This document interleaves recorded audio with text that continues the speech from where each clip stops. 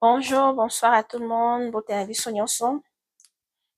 Alors, nous continuons avec notre partage du livre d'Osée. Nous allons lire le chapitre 12, 13 et 14 pour clôturer avec ces livres. En fait, nous ne clôturons pas sur l'enseignement, sur le partage ou sur la recommandation de l'Éternel. Nous allons plutôt clôturer sur ce livre, mais le partage continue, c'est-à-dire l'enseignement continue. Nous allons continuer avec d'autres partages, d'autres écritures de la Bible, juste pour appuyer cet enseignement. Donc, il y a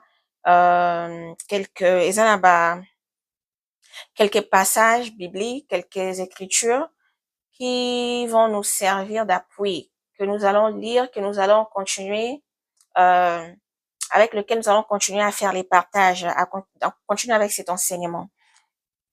Alors, nous allons lire ici, Tozotanga, na lire, il y a Osée, nous lisons dans Osée chapitre 12, deuxième verset, donc j'ai juste pris quelques passages dans chaque chapitre 12, 13, 14, puisque c'est comme je dis toujours que ce sont des, il y a des histoires qui sont répétitives et il y a des passages ou des versets que je trouve essentiels, que je trouve très importants, que nous puissions en parler, que nous puissions partager, lire ensemble et discerner ensemble, parce que je trouve quand même qu'il y a des passages qui sont édifiants, des passages qui sont édifiants, qui nous aideront à mieux discerner, à mieux comprendre les révélations ou la volonté ou la pensée de Dieu.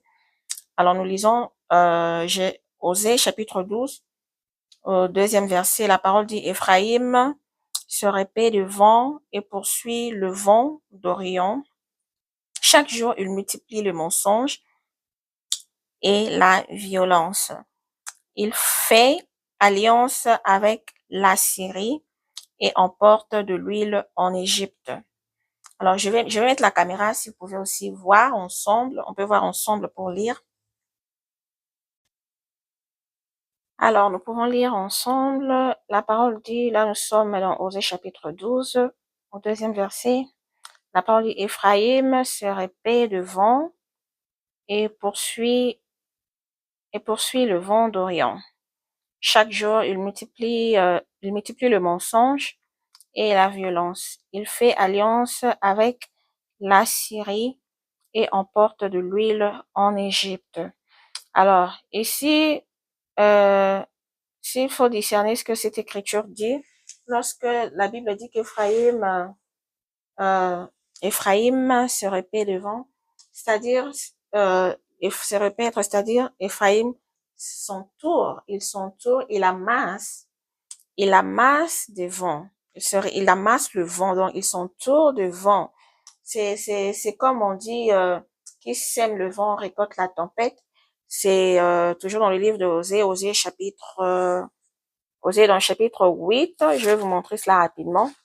Osée chapitre 8, ici, comme vous pouvez le voir, le titre c'est S'aimer le vent, moissonner la tempête. Donc, tout ce livre parle de la situation d'Israël. Donc, je voulais juste nous faire voir ces titres pour comprendre ce que nous venons de lire ici dans Osée chapitre 12. Alors, lorsque l'Éternel dit Éphraïm se répand devant, c'est-à-dire qu'il récolte, c'est-à-dire qu'il amasse des problèmes, il s'entoure des vents. Ces vents peuvent représenter, ou ces vents peuvent représenter des problèmes ou des disputes ou des troubles, des incompréhensions ou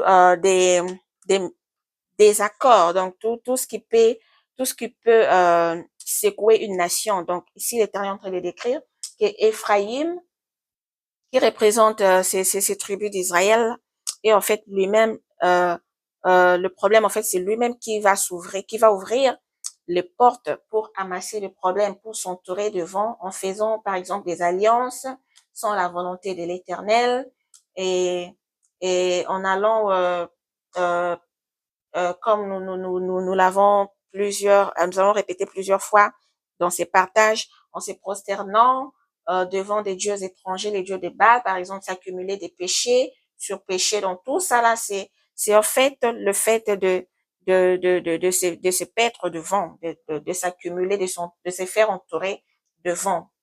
Alors nous allons lire, nous allons lire le verset 11. Le verset 11, toujours dans le chapitre 12. Chapitre 12, verset 11.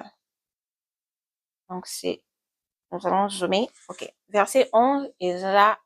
Voici, la parole dit, j'ai parlé aux prophètes, j'ai multiplié les visions, et par les prophètes, j'ai proposé des paraboles.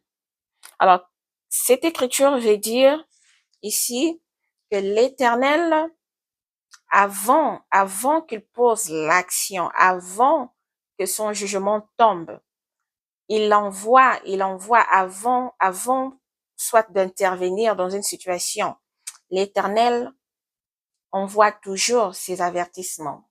L'Éternel envoie toujours ses serviteurs, ses prophètes. Donc ici, l'Éternel parle. Il dit qu'il a parlé aux prophètes. Il a donné plusieurs visions, les paroles prophétiques à cette nation d'Israël. Et à travers ces prophètes, l'Éternel a même proposé des paraboles, c'est-à-dire des paroles de l'Éternel, les Écritures qui les Écritures de la Bible décrites de différentes façons, de différentes manières, et tout cela juste pour faire comprendre à la nation la volonté de l'Éternel. Donc c'est pour que la nation puisse comprendre, c'est pour avoir un discernement, pour capter la volonté de Dieu et ses avertissements. Mais malheureusement, les Écritures nous montrent que la nation d'Israël ne prête pas attention à tout cela et continue à se comporter ou à agir de façon contraire à la volonté de l'Éternel, continue à se prosterner et à sacrifier au Dieu de Baal. Donc voilà ce que je peux dire par rapport à ces versets 11 du chapitre 12.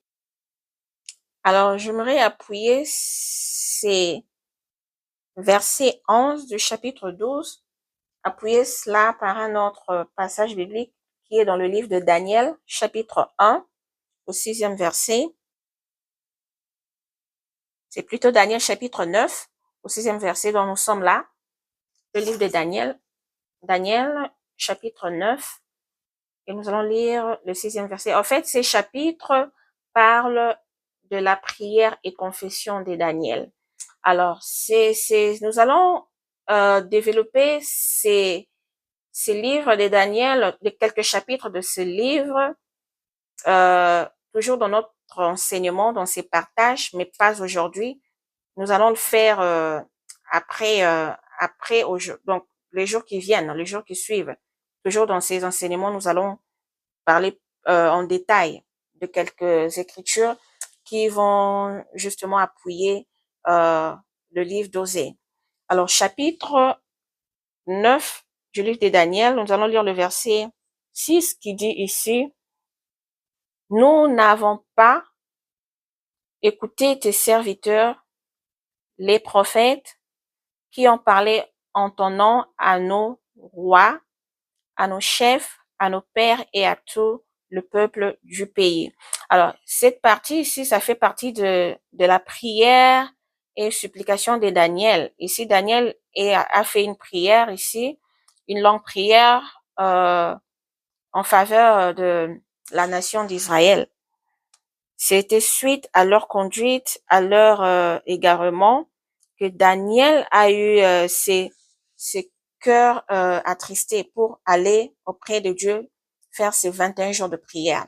Mais nous allons développer cela au fur et à mesure que nous avançons dans cet enseignement. Je voulais juste que nous puissions lire ces versets, juste pour appuyer le verset 11 du chapitre 12 d'Osée que nous venons de lire. Donc voilà. Alors, il y a aussi un autre passage, le livre de Corinthiens. Nous sommes ici au livre des Corinthiens, 1 Corinthiens, 1 Corinthiens chapitre 15. Nous allons lire au 56e verset. 56e verset, c'est là la parole dit ceci, la parole dit, à partir du 56e verset, la parole dit, l'aiguillon de la mort, c'est le péché, et la puissance du péché, c'est la loi. Alors, nous lisons ça, c'est aussi pour appuyer ce que nous venons de lire tout à l'heure. Alors, si Daniel a fait cette prière, ces supplications, ces 21 jours de jeûne et prière, c'était suite à leur conduite, à leur égarement. Alors, Daniel a compris. Il a compris ce que l'Éternel voulait, ce qui était de sa volonté pour la nation d'Israël. Puisque l'Éternel, la parole dit ici que les guillons de la mort, c'est les péchés. Alors Daniel a compris que l'Éternel voulait frapper et que le jugement de l'Éternel serait un jugement qui frapperait très dur, qui serait un jugement dur, qui frapperait durement et qu'il y aurait beaucoup de personnes qui tomberaient à partir de ces jugements. Parce que ce serait, ça serait comme, ça serait une invasion, je veux dire. La nation sera envahie de plusieurs nations de ses ennemis. Alors, nous comprenons que lorsqu'il y a guerre dans une nation, il y a de ceux qui tombent, de ceux qui succombent. Il y a de ceux qui sortent de ces troubles, qui sortent vivants. Alors, Daniel implore l'Éternel pour sa miséricorde, pour épargner la mort. Alors, il a compris que le guillon de la mort, c'était le péché et que le peuple d'Israël devrait sortir de la vie de péché et que la puissance du péché, ce qui donnait cette force au péché, c'était en fait leur conduite, c'était en fait les pratiques qu'ils sont en train de faire qui fait partie de la loi. Donc, c'est-à-dire, la puissance du péché, c'est la loi. Et de cette loi dont l'Éternel est en train de se plaindre. C'est de cette loi dont l'Éternel veut que la nation puisse s'en débarrasser. Puisque la loi est la puissance du péché. Donc, la loi qui vient renforcer les péchés. Lorsque le péché persiste, ça veut dire qu'il y a aussi la loi qui est en train de persister. Alors, lorsqu'une nation persiste dans les péchés, ça veut dire qu'il y a une loi qui est assise dans cette nation. Il y a une loi qui a été adoptée dans cette nation. Alors, cette loi était cette loi de la prostitution, de la prosternation, de cette prosternation aux dieux étrangers. Le fait d'avoir accepté l'acceptation de dieux étrangers, de dieux des Baals, ces dieux ces dieux des outils ou de bois taillés des mains d'hommes, toutes ces pratiques, tous ces objets auprès desquels les gens vont se prosterner. Alors ça devient une loi et c'est cette loi que l'Éternel veut bannir, c'est cette loi que l'Éternel veut enlever, qui veut que cette loi dont l'Éternel veut que la nation puisse s'en débarrasser. Donc voilà, ces passages juste pour faire comprendre ce qui est le souci de Daniel, euh, qui est cette recommandation de l'Éternel pour la nation d'Israël. Maintenant, nous lisons Osée chapitre 13. Nous allons prendre le premier au 3e verset. La parole dit, lorsque Ephraïm me parlait, c'était une terreur. Il s'élevait en Israël. Donc, ces passages veulent dire que il s'élevait en Israël une terreur lorsque Ephraïm parlait. Donc, ça veut dire que cette nation d'Israël, auparavant, c'était une nation très puissante. Une nation, lorsqu'elle parle, lorsqu'elle se tient devant les peuples des autres nations, cette nation avait une forte influence. Cette nation, elle bouleversait en fait. Elle était dotée d'une autorité, d'une influence élevée et elle était respectée parmi les nations. Alors, lorsque nous lisons la suite, la parole dit, mais il s'est rendu coupable par balle et il est mort.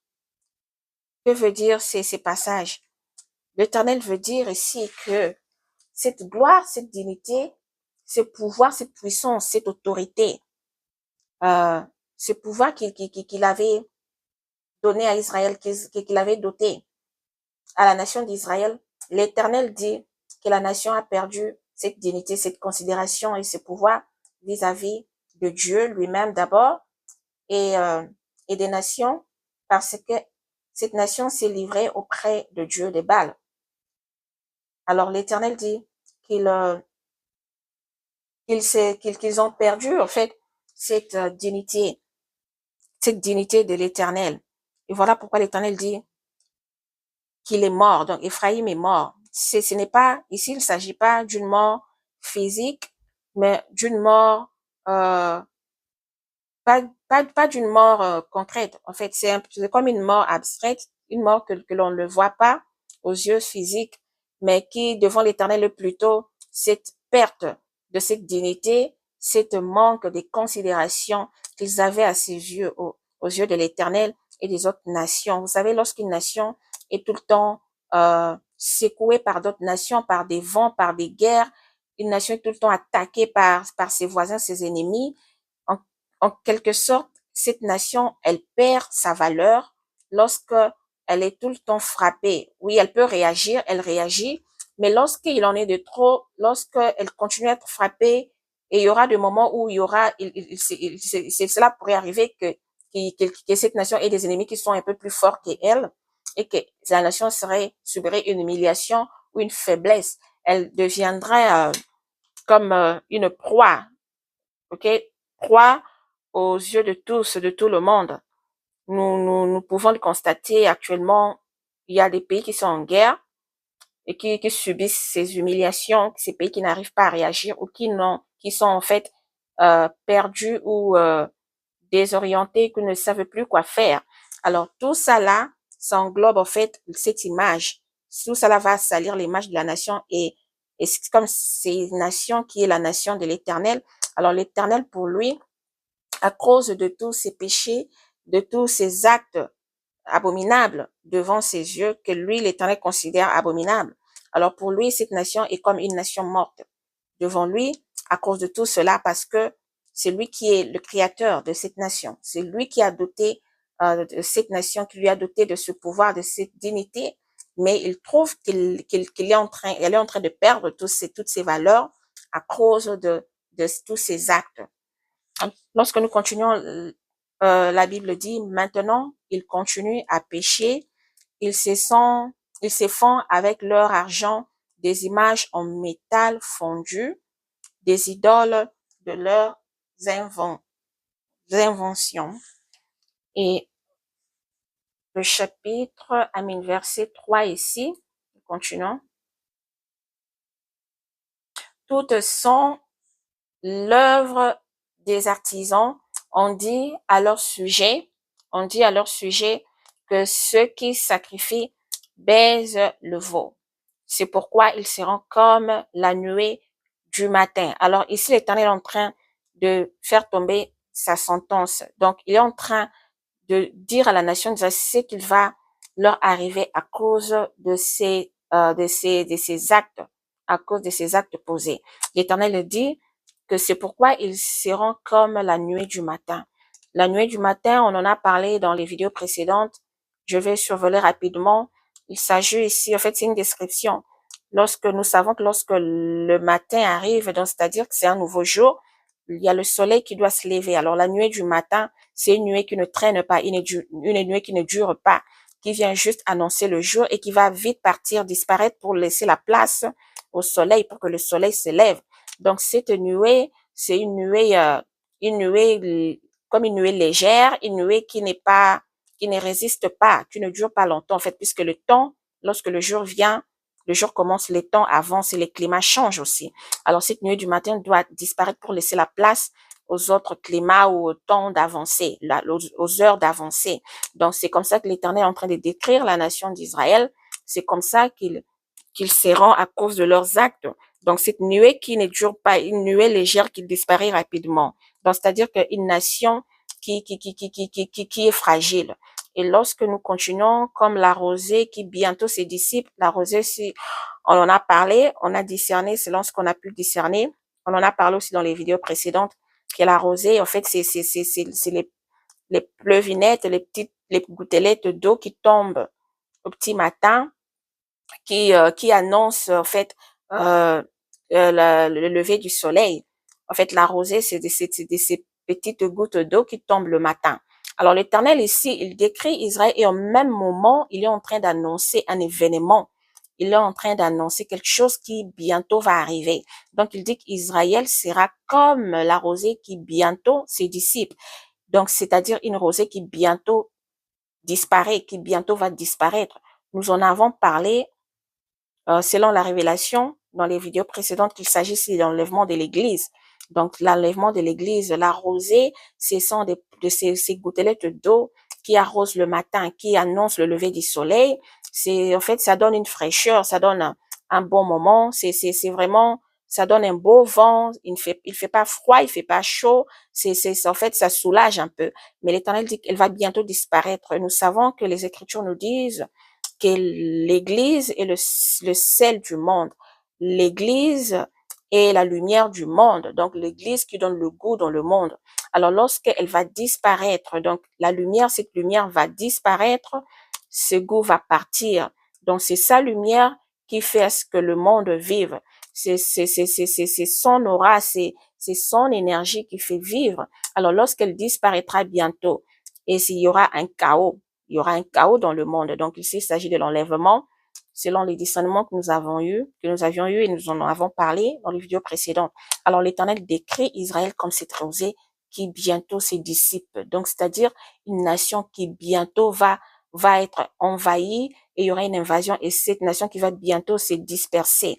Une nation dispersée, c'est-à-dire une nation en guerre qui va se disperser dans les nations, qui va aller trouver refuge ailleurs. Donc qui va se disperser, euh, qui va sortir de sa terre, en fait, pour partir. Et puis, la continuité dit, comme la balle emportée par le vent hors de l'air. La balle, oui, lorsqu'on tire une balle, en l'air, et puis la balle est emportée par le vent. Donc, la balle n'a pas de force. La balle est emportée par le vent. Donc, elle prend toute direction, toute projection. Donc, lorsque la tire, elle part. Donc, elle est emportée, elle n'a pas de force pour résister devant le vent. Donc, c'est comme ça que l'Éternel décrit Israël. Et puis, la suite dit, comme la fumée qui sort d'une fenêtre. Donc, lorsque vous ouvrez la fenêtre, la fumée sort. Et lorsqu'elle sort, elle se disperse, elle se dissipe. Donc, la fumée se disperse, elle disparaît. Donc, c'est comme ça que l'Éternel décrit la nation d'Israël. Donc, elle sera une nation qui va se disperser, qui va partir de partout, dans les autres nations, chez les voisins, pour trouver refuge. Donc, comme cette fumée qui se disperse une fois que la fenêtre est ouverte, elle part. Donc, c'est comme ça que l'Éternel décrit la nation d'Israël à cause de tous ces actes. Et nous allons maintenant nous allons sauter pour aller au verset 13. Le verset 13, toujours dans ces chapitres 13 du livre d'Osée, la parole dit, les douleurs de celles qui enfantent viendront pour lui. C'est un enfant peu sage qui, au terme voulu, ne sort pas du sein maternel. Alors, ce que veut dire c'est pas cette écriture? Les douleurs de celles qui enfantent viendront pour lui. Alors, lorsque l'on parle des douleurs de celles qui enfantent, les douleurs d'enfantement, une mère, lorsque les douleurs augmentent, ça veut dire que l'enfant veut naître. Alors, ces douleurs d'enfantement, s'il faut les discerner, il s'agit ici de ces temps de tribulation, des grandes expériences, de ces temps de ces grands challenges, euh, de ces grands dévastations, de ces moments douloureux que la nation devra traverser. Alors, lorsque la douleur augmente, ces douleurs d'enfantement, lorsqu'elle augmente, donc l'enfant est prêt pour naître, je veux dire.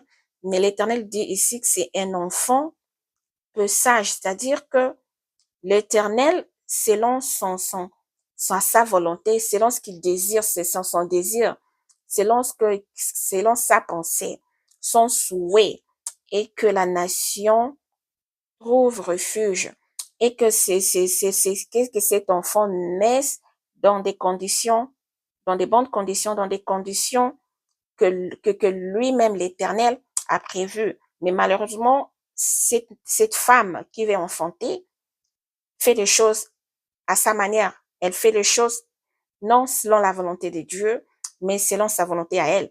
Alors, elle devra subir ces douleurs d'enfantement toute seule.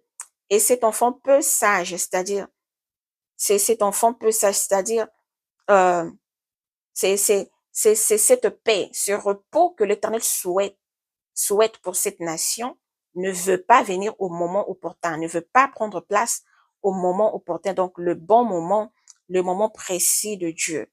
Alors l'enfant préfère naître dans les tribulations, dans les troubles, préfère choisir un autre chemin. Alors au terme voulu, c'est-à-dire au terme que l'Éternel a préparé pour en fait épargner, pour protéger cette nation contre ses ennemis, contre toutes ces tribulations, contre toutes ces atrocités, toutes ces dévastations. Alors la nation préfère faire les choses à, à sa façon. Alors l'Éternel dit ici que l'enfant ne sort pas du sein maternel. C'est-à-dire ici que l'enfant ne sort pas du sein maternel au terme voulu, c'est-à-dire qu'il y a un événement qui va se passer, et cet événement, s'il faut parler, c'est, en fait, c'est comme, c'est une révélation ici, hein.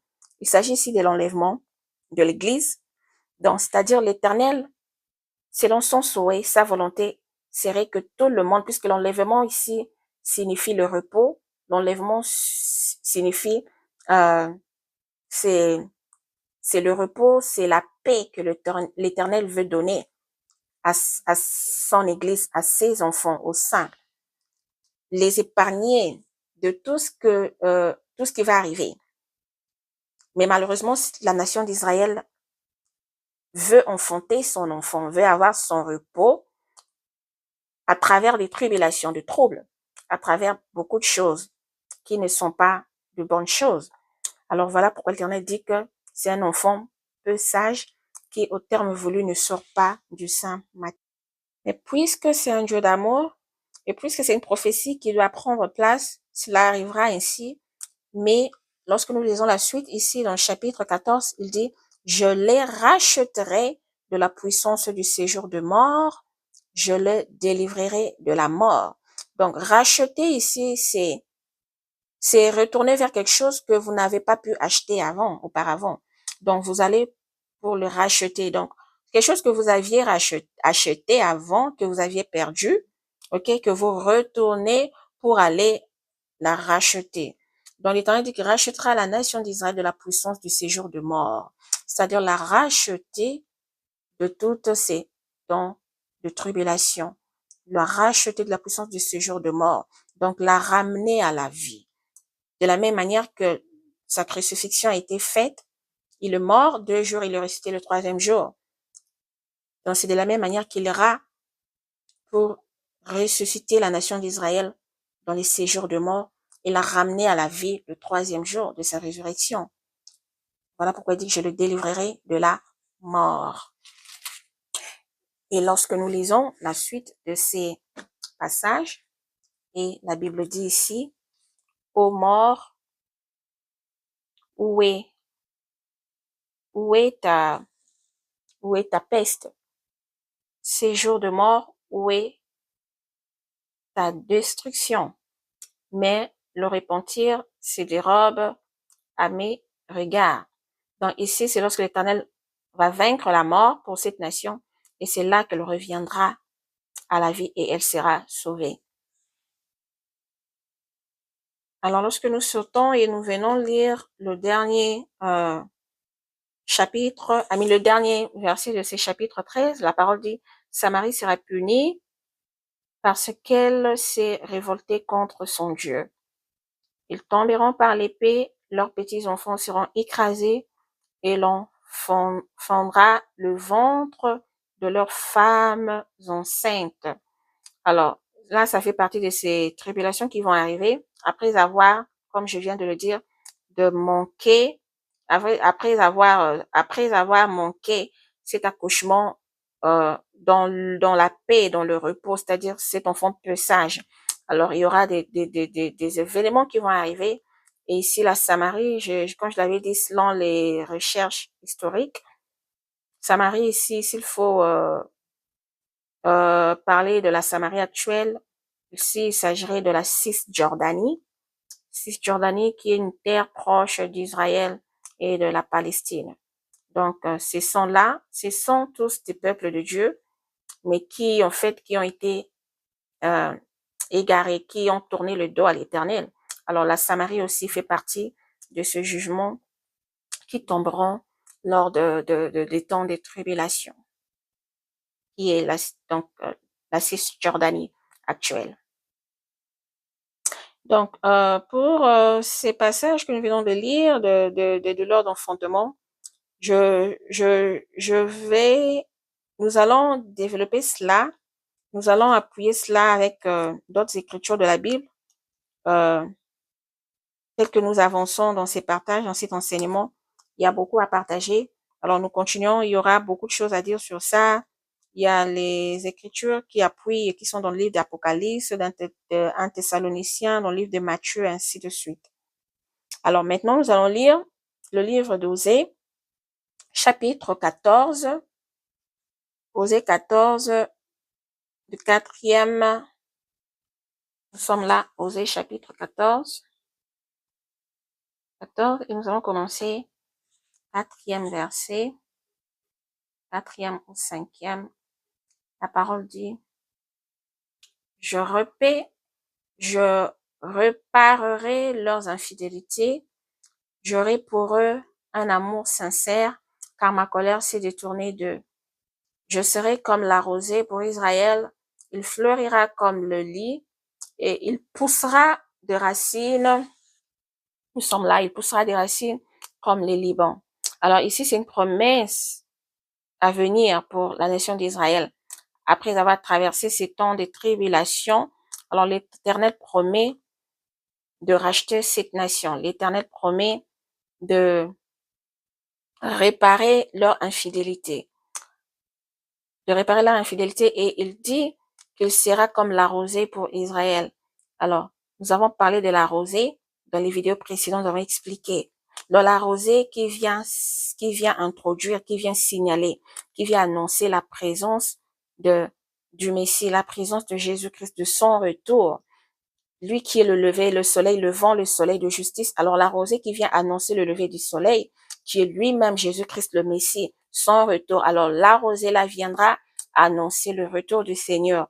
La rosée, comme l'Éternel dit qu'il sera comme la rosée pour Israël. Donc il reviendra, sa deuxième venue après les temps des tribulations, des grandes tribulations. Donc il reviendra comme la rosée pour cette nation d'Israël. Cette rosée qui vient donner la joie, qui vient donner la fraîcheur, qui vient qui vient revivre, redonner la vie à ce peuple après avoir traversé ces épreuves dures.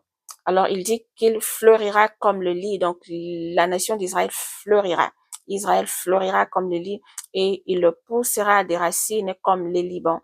Alors là, c'est une promesse à venir après ces temps de tribulation. Et enfin, nous allons lire le tout dernier passage ou le tout dernier verset du livre du prophète Osée. Donc, voici le passage qui clôture ce livre. Donc, le dernier chapitre, c'est le chapitre 14 et son dernier passage, c'est le verset 9.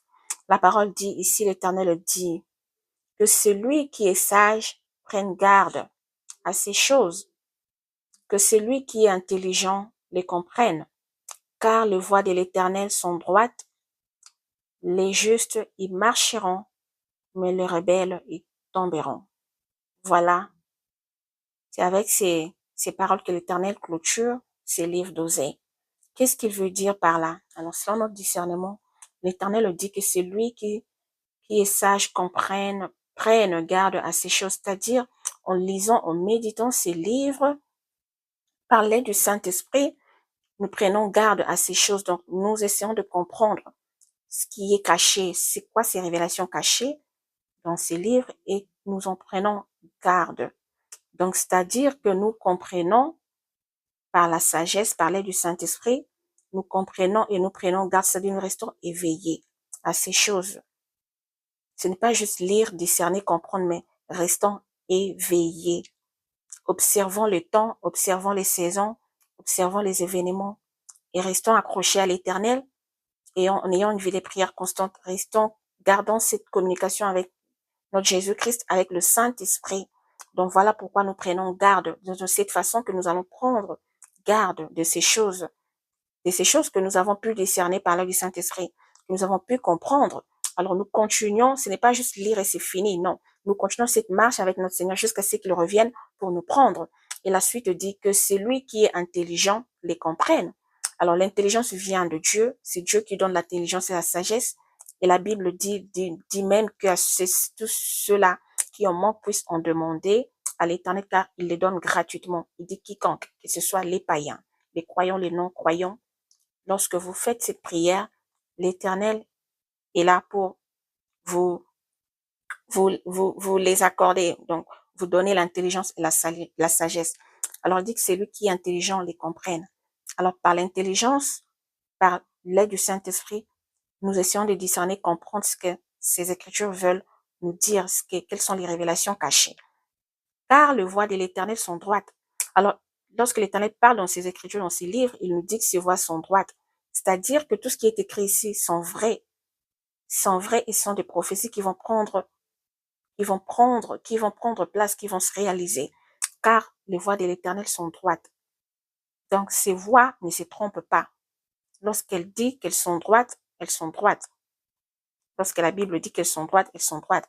Alors, elle dit que le juste, ils marcheront, c'est-à-dire ceux qui auront cru en ces paroles, ils seront sauvés, ils seront épargnés, ils y marcheront sur ces voies qui sont droites, sur ces bonnes voies.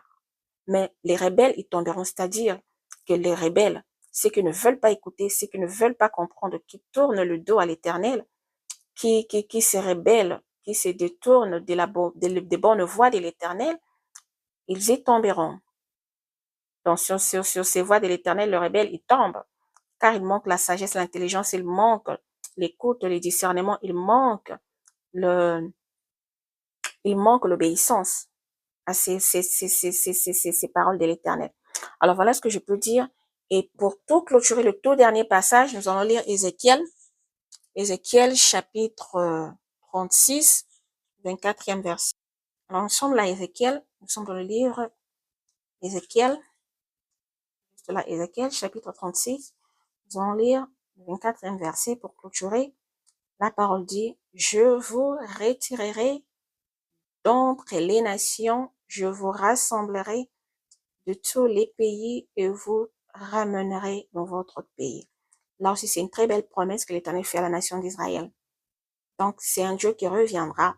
Mais puisque ce sont des prophéties qui doivent prendre place, alors, pour le moment, la nation est dans l'égarement, la nation est dans les distractions, elle est voilée, je veux dire, et il y aura un temps où les yeux de cette nation s'ouvriront. Et c'est là, elle reviendra vers son Dieu. Voilà pourquoi l'Éternel le dit ici. Il le retirerait d'entre les mains des nations, c'est-à-dire toutes ces nations qu'il envahira auprès desquelles elle ira trouver refuge. Je vous rassemblerai de tous les pays, tous ces pays où elle ira trouver refuge, où elle sera envahie, et je vous ramènerai dans votre pays. Alors, puisque Israël s'est interpromise, alors la nation d'Israël finira par reprendre toutes ses terres et reprendra son pays. Alors, c'est par ici que nous clôturons ces passages d'aujourd'hui, ces partages, je veux dire. Alors, nous revenons, puisque vous avez vu, nous avons fini avec le livre d'Osée, mais les partages, l'enseignement sur ces sujets n'est pas fini. Alors, nous allons continuer avec ce que j'ai pu avoir, parler du Saint-Esprit. Nous allons continuer pour mieux comprendre, avoir plus de révélations, plus des connaissances de ces événements qui doivent arriver avant l'enlèvement. Alors, merci beaucoup d'avoir suivi et à la prochaine.